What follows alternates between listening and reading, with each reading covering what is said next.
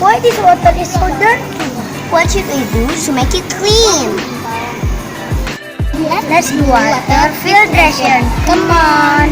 Here's the material that we need. Small spoon, fine sand, black cardboard, dye eggshell, Big bottle, carton, dirty water, and scissor. First, cut the bottom of the bottle. cut it. Second, put cotton into it. Then, fill the fine sand into it. Third, fill dried eggshell, and after that, put pebbles and small stone.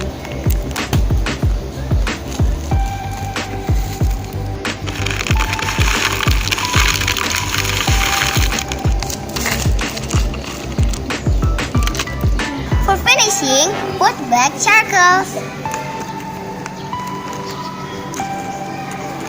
Experiment aims to purify dirty water into clean water using a simple filter. So we can use it now. And let's filter it.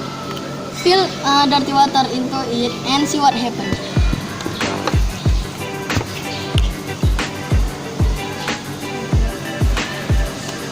Let's open it!